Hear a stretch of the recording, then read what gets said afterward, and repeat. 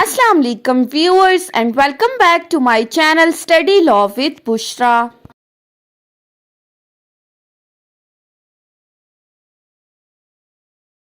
So in today's video we are going to have a brief overview of leading constitutional cases included in Law Gate syllabus. हम already detail में तो इन cases को discuss कर चुके हैं, लेकिन आज की इस वीडियो में हम MCQs के अकॉर्डिंग इन केसेस को डिस्कस करेंगे. But before starting the discussion, I request you all to please subscribe to my channel and don't forget to press the bell icon for latest updates. Do share this video with your friends and don't forget to comment your feedback. So let's move towards the discussion. So start करते हैं first to leading cases से. सबसे पहला है हमारे पास मौलवी Tamizuddin versus federation of Pakistan, और इसके साथ हम दूसरा केस डिस्कस करेंगे स्टेट वर्सेस 200 केस. अब सबसे पहले तो हम देख लेते हैं कि ये केसेस रिपोर्ट कब हुए थे. मौलवी Tamizuddin case was reported in PLD 1955 FC federal court page 240, जबकि स्टेट वर्सेस 200 केस रिपोर्ट हुआ था PLD 1958 SC supreme court page 533. सो अब हम आ जाते हैं मौलवी Tamizuddin versus federation of Pakistan की केस पर. इसमें जो हमारे पास बेंच ऑफ जजेस था वो टोटल 5 जजेस थे.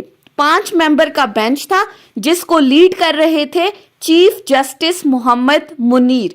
अब ये चीजें लॉ गेट के हवाले से इंपॉर्टेंट है कि कितने जजेस का बेंच था, उसको लीड कौन कर रहा था, और इन 5 जजेस में से जो डाइसेंटिंग ओपिनियन था, यानी कि बाकियों से हटकर जो मुनाफी फैसला दिया था, वो किसने दिया था? जस्टिस कॉर्नेलियस ने.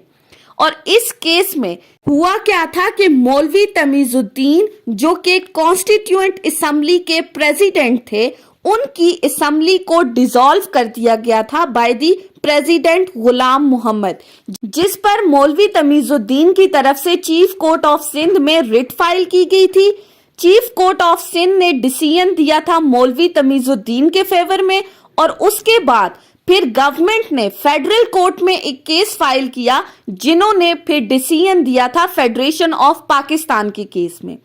अब चीफ कोर्ट ऑफ सिंध में कौन कौन सी रिट्स फाइल की गई थी? Writ of quo warranto and writ of mandamus.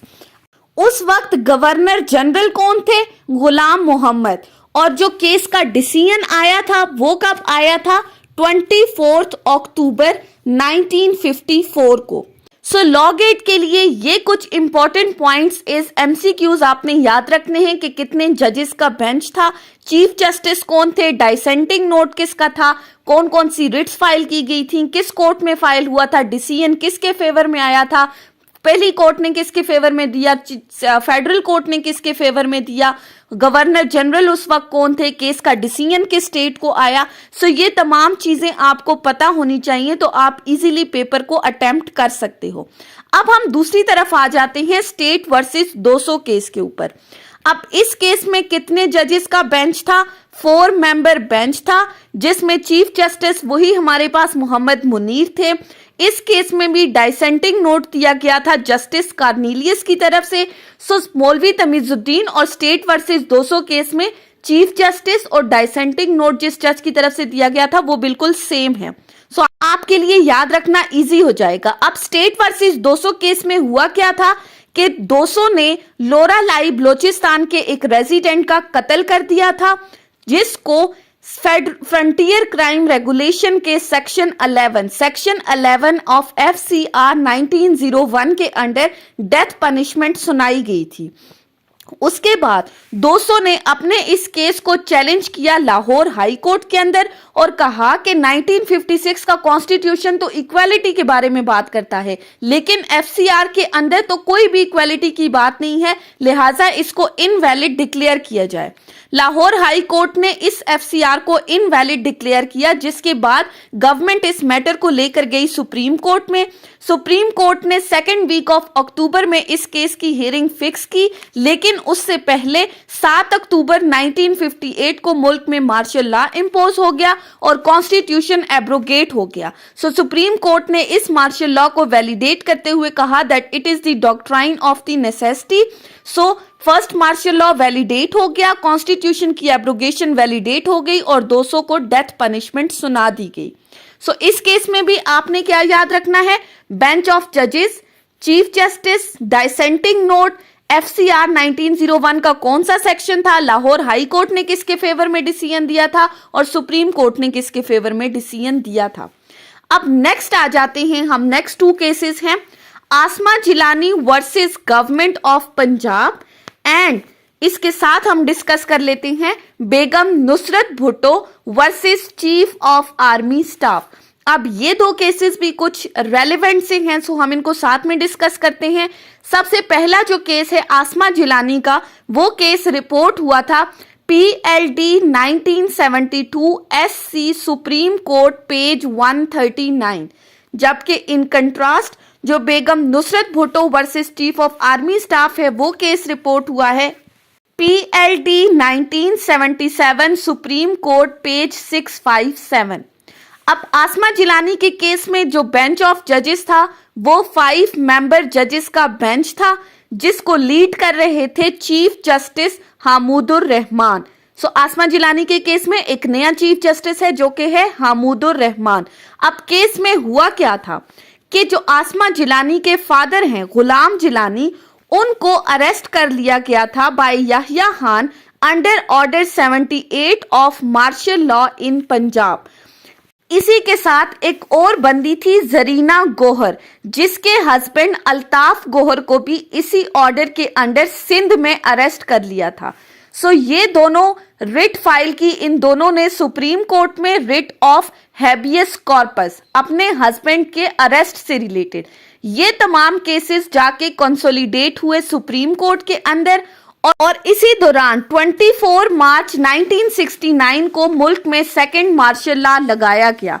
लेकिन सुप्रीम कोर्ट ने इस सेकंड मार्शल लॉ को अनलॉफुल डिक्लेयर किया, इनवैलिडेट किया और साथ ही साथ कहा कि इस वक्त डॉक्ट्राइन ऑफ नेसेसरी एप्लीकेबल नहीं है, ये वक्त की जरूरत नहीं है। लिहाजा सुप्रीम कोर्ट ने आसमा जिलानी और जरीना गोहर के हक में फैसला सुनाया और उनके फादर और इनके हस्बैंड को रिलीज कर दिया गया था। सो जिस तरह 200 केस में डॉक्ट्राइन ऑफ नेसेसिटी एप्लीकेबल हुआ था, आसमा जिलानी केस में 200 केस को ओवर रूल करते हुए डॉक्ट्राइन ऑफ नेसेसिटी अप्लाई नहीं किया गया। नेक्स्ट है हमारे पास Begum Nusrat Bhutto versus chief of army staff. अब इस केस में जुल्फिकार अली भुट्टो को अरेस्ट कर लिया गया था chief marshal law administrator Ziaul हक की जानिब से, जिन्होंने, जो कि उस वक्त चीफ ऑफ आर्मी स्टाफ भी थे, चीफ मार्शल लॉ एडमिनिस्ट्रेटर की कैपेसिटी में उन्होंने जुल्फिकार अली भुट्टो को अरेस्ट किया था। इनके रिलीज के लिए जो रिट फाइल की गई थी वो थी रिट ऑफ हैबियस कॉर्पस और इस केस में जो जजेस का बेंच था वो कितने थे, 9 मेंबर जजेस थे जिनको लीड कर रहे थे चीफ जस्टिस अनवारुल हक। अब भुट्टो को अरेस्ट क्यों किया था, क्योंकि ये कहा गया था कि उन्होंने इलेक्शंस में धांधली की है। उन्होंने कहा that I am the PM so I want contest election, so उनको अरेस्ट कर लिया गया था। सुप्रीम कोर्ट में जब ये पिटीशन फाइल हुई तो सुप्रीम कोर्ट ने डिटेंशन ऑफ भुट्टो के अगेंस्ट जो है वो फैसला सुनाया। थर्ड मार्शल लॉ जो 1977 को लगा था उसको वैलिडेट किया और डॉक्ट्राइन ऑफ नेसेसिटी को इस केस में अप्लाई किया। सो आसमा जिलानी के केस में आपने याद रखना है डॉक्ट्राइन ऑफ नेसेसिटी अप्लाई नहीं हुआ था, जबकि बेगम नुसरत भुट्टो के केस में मार्शल लॉ को वैलिडेट करते हुए डॉक्ट्राइन ऑफ नेसेसिटी अप्लाई किया गया। अब उस केस में 5 जजेस का बेंच था, इस केस में 9 जजेस का बेंच था। दोनों केसेस में जो रिट फाइल हुई थी वो रिट ऑफ हैबियस कॉर्पस थी। आसमा जिलानी के केस में सेकंड मार्शल लॉ को इनवैलिडेट किया, जबकि बेगम नुसरत भुट्टो के केस में थर्ड मार्शल लॉ को वैलिडेट करते हुए डॉक्ट्राइन ऑफ नेसेसिटी अप्लाई किया गया। सो ये 4 केसेस हो गए। उसके बाद हम नेक्स्ट केसेस की तरफ आ जाते हैं। नेक्स्ट है Nawaz Sharif versus president of Pakistan. हम ऑलरेडी इन केसेस की डिटेल डिस्कस कर चुके हैं, मैं साथ साथ लिंक ऐड करती जा रही हूं, आप चाहें तो आप डिटेल में भी इन केसेस को स्टडी कर सकते हैं। और इसके साथ हम देख लेते हैं जफर अली शाह वर्सेस परवेज मुशर्रफ। अब नवाज शरीफ का जो केस रिपोर्ट हुआ था वो PLD 1993 सुप्रीम कोर्ट पेज 473, जबकि इसके साथ जो जफर अली शाह वर्सेस परवेज मुशर्रफ था वो केस रिपोर्ट हुआ था PLD 2000 सुप्रीम कोर्ट पेज 869। अब नवाज शरीफ के केस में क्या हुआ था कि 1993 में नवाज शरीफ उस वक्त मुल्क के प्राइम मिनिस्टर थे, जबकि प्रेसिडेंट थे गुलाम इसहाक खान। गुलाम इसहाक खान की जानिब से नवाज शरीफ की गवर्नमेंट को अंडर आर्टिकल 58(2)B डिसमिस कर दिया गया था। उनको प्राइम मिनिस्टर के ओहदे से हटा दिया गया था, असेंबलीज को डिसॉल्व कर लिया गया था। नवाज शरीफ अपनी इस डिसमिसल के रिजल्ट में रिट पिटीशन फाइल की अंडर आर्टिकल 184 सब क्लॉज 3। अब प्रेसिडेंट ने इनकी गवर्नमेंट को डिसमिस क्यों किया था? क्योंकि इन्होंने उनसे कहा था कि आपने मेरे अकॉर्डिंग कुछ मिनिस्टर से इस्तीफा लेना है, लेकिन नवाज शरीफ ने 17 अप्रैल 1993 की अपनी स्पीच में कहा कि मैं किसी से डिक्टेशन लेकर कोई भी फैसला नहीं करूंगा। सो इनकी गवर्नमेंट को डिसमिस कर दिया गया। 11 मेंबर जजेस का बेंच था सुप्रीम कोर्ट के अंदर, जिन्होंने इस केस की हियरिंग सुनी, जिसको लीड कर रहे थे chief justice Naseem Hasan Shah. Supreme court ने इस पिटीशन का जो डिसीजन सुनाया, उन्होंने प्रेसिडेंट की आर्टिकल 58(2)B के एक्ट को अनकॉन्स्टिट्यूशनल और इलीगल डिक्लेयर किया और ऑर्डर दिया कि नवाज शरीफ की गवर्नमेंट को रिस्टोर किया जाए, असेंबलियां बहाल की जाएं। अब इस केस में 10 जजेस ने मेजॉरिटी डिसीजन दिया था, जबकि एक जज जस्टिस सजाद अली शाह ने डाइसेंटिंग ओपिनियन दिया था, यानी कि वो इस मेजॉरिटी फैसले से मुत्तफिक नहीं थे। अब इसके कंट्रास्ट में आ जाते हैं जफर अली शाह वर्सेस परवेज मुशर्रफ, जिनमें हमारे पास जो बेंच ऑफ जजेस था वो 11 मेंबर का जो है वो बेंच था, जिसको लीड कर रहे थे चीफ जस्टिस इरशाद हसन खान। अब ये जो केस था ये डिसाइड हुआ था 12 मार्च 2000 को। अब इस केस में हुआ क्या था कि कारगिल वार के बाद प्राइम मिनिस्टर नवाज शरीफ और परवेज मुशर्रफ के ताल्लुकात आपस में कशीदा हो गए थे। नवाज शरीफ ने श्रीलंका के दौरे के बाद परवेज मुशर्रफ के जहाज को लैंड करने से रोक दिया गया था, जिसके बाद आर्मी ने इन रिजल्ट रिएक्ट किया, टेक ओवर कर लिया। परवेज मुशर्रफ ने PCO जारी किया, प्रोक्लेमेशन ऑफ इमरजेंसी ऑर्डर, अपनी चीफ एग्जीक्यूटिव की कैपेसिटी में। सो उन्होंने कुछ एक्स्ट्रा कॉन्स्टिट्यूशनल स्टेप्स लेते हुए असेंबलीज को डिसॉल्व किया और मुल्क में मार्शल लॉ इम्पोज कर दिया, जिसके रिजल्ट में जफर अली शाह ने सुप्रीम कोर्ट में अंडर आर्टिकल 184(3) एक पिटीशन फाइल की, जिनकी पिटीशन के ऊपर रिस्पॉन्स देते हुए सुप्रीम कोर्ट ने कहा कि ये मार्शल लॉ लगाना उस वक्त की जरूरत थी। सो उन्होंने मार्शल लॉ को वैलिडेट किया और साथ ही परवेज मुशर्रफ को 3 साल का टाइम दिया कि वो 3 साल के अंदर मुल्क की मईशत को बहाल करें, कंट्री के जो हालात खराब हैं उनको इम्प्रूव करें। ये केस भी हम डिटेल में डिस्कस कर चुके हैं। उसके बाद आ जाते हैं लास्ट 2 केसेस के ऊपर, जो कि है Asfandyar Wali Khan versus federation of Pakistan, और इसके साथ हम देख लेते हैं अल Jihad trust case, Al Jihad trust versus federation of Pakistan. Asfandyar Wali Khan versus federation of Pakistan जो केस रिपोर्ट हुआ था वो था PLD 2000 सुप्रीम कोर्ट पेज 607, जबकि इसके कंट्रास्ट में जो अल जिहाद ट्रस्ट केस है वो रिपोर्ट हुआ था PLD 1996 सुप्रीम कोर्ट पेज 324। अब असफनयार वली खान के केस में क्या हुआ था कि नैब ऑर्डिनेंस को चैलेंज किया गया था। अब इसमें जो बेंच ऑफ जजेस था वो टोटल 17 जजेस का बेंच था, जिनको लीड कर रहे थे चीफ जस्टिस इरशाद हसन खान। अब इरशाद हसन खान जफर अली शाह के केस में भी थे और असफनयार वली खान के केस में भी चीफ जस्टिस थे। अब ये जो केस डिसाइड हुआ था ये डिसाइड हुआ था 24 अप्रैल 2001। अब इस केस में असफंयार वली खान और बहुत सारे और लोगों ने पिटीशंस फाइल की थी अंडर आर्टिकल 184 सब क्लॉज 3 कि उन्होंने कहा था कि नैब ऑर्डिनेंस में कुछ ऐसे ग्राउंड्स हैं जो कॉन्स्टिट्यूशन के अगेंस्ट हैं, कॉन्स्टिट्यूशन 1973 को कंट्राडिक्ट कर रहे हैं, लिहाजा इसको नल एंड वॉइड डिक्लेयर किया जाए। लेकिन सुप्रीम कोर्ट ने उन तमाम ग्राउंड्स का रिप्लाई देते हुए नैब ऑर्डिनेंस को वैलिडेट कर दिया और ये केस डिसाइड हुआ था नैब ऑर्डिनेंस के फेवर में और असफंयार वली खान के अगेंस्ट डिसाइड हुआ था। अब वो किन ग्राउंड्स पे सुप्रीम कोर्ट ने डिसीजन दिया था वो हम डिटेल में ऑलरेडी डिस्कस कर चुके हैं। नेक्स्ट है अल Jihad trust case. Al Jihad trust case is basically related to the appointment of the जजेस। अब इस केस में जो पिटीशन फाइल की गई थी वो इसलिए फाइल की गई थी कि जो प्रेसिडेंट है उनको चीफ जस्टिस ऑफ पाकिस्तान ने अपॉइंटमेंट से रिलेटेड एक नॉमिनेशन भेजा था जब लाहौर हाई कोर्ट में एक सीट वैकेंट थी। प्रेसिडेंट ने उस नॉमिनेशन को रिजेक्ट कर लिया था, जिसके बाद एक पिटीशन फाइल की गई थी अंडर आर्टिकल 184 सब क्लॉज 3, जिसको 4 मेंबर जजेस का एक बेंच था जिन्होंने इस केस को सुना था, जिसको लीड कर रहे थे चीफ जस्टिस पीर सजाद अली शाह।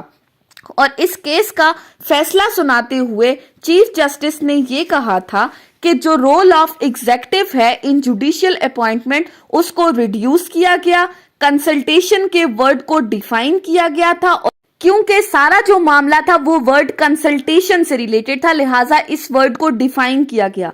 आर्टिकल 171 और आर्टिकल 193 का हवाला देते हुए अपॉइंटमेंट ऑफ द जजेस को बताया गया कि आर्टिकल 177 में सुप्रीम कोर्ट की अपॉइंटमेंट में chief justice of Pakistan president को नॉमिनेशन भेजेगा, जबकि 193 में हाई कोर्ट की जजेस की अपॉइंटमेंट के लिए chief justice of Pakistan, governor of the province और उस रेलेवेंट हाई कोर्ट का चीफ जस्टिस इंक्लूडेड होगा। और साथ ही साथ उन्होंने ये कहा कि president without any solid reason किसी भी नॉमिनेशन को रिजेक्ट नहीं कर सकता और इस हेलमार्क जजमेंट कहा जाता है। कंसल्टेशन के वर्ड को डिफाइन करते हुए कहा कि that consultation should be consensus oriented, purposive and effective. So ये था अल जिहाद ट्रस्ट केस में कुछ इंपॉर्टेंट पॉइंट्स थे जो आपने याद रखने हैं। सो ये थी हमारी आज की डिस्कशन लीडिंग कॉन्स्टिट्यूशनल केसेस के ऊपर, जिनमें हमने लॉ गेट के हवाले से इंपॉर्टेंट पॉइंट्स को डिस्कस किया है। डिटेल हम ऑलरेडी डिस्कस कर चुके हैं, लेकिन अगर आप लॉ गेट के से पहले एक बार ये वीडियो देख लेते हैं तो आप इजीली लीडिंग कॉन्स्टिट्यूशनल केसेस के तमाम एमसीक्यूज को सॉल्व आउट कर सकते हैं। आपने सिर्फ याद क्या रखना है, बेंच ऑफ जजेस कितना था, चीफ जस्टिस कौन था, कौन सी रिट फाइल हुई थी, केस किसके फेवर में डिसाइड हुआ था, किसके अगेंस्ट डिसाइड हुआ था, किस चीज को वैलिडेट किया था, किस चीज को इनवैलिडेट किया था। सो आई होप कि आपको ये लेक्चर समझ में आया होगा अगर आपने इस वीडियो को अटेंटिवली सुना है तो। अगर आपको ये वीडियो अच्छी लगी है तो इस वीडियो को लाइक करें, कमेंट करें और चैनल को जरूर सब्सक्राइब करें। अगर किसी भी किस्म की कोई कंफ्यूजन है तो आप कमेंट्स के जरिए मुझसे पूछ सकते हैं। Thank you so much for watching this video. Till then, अल्लाह हाफिज।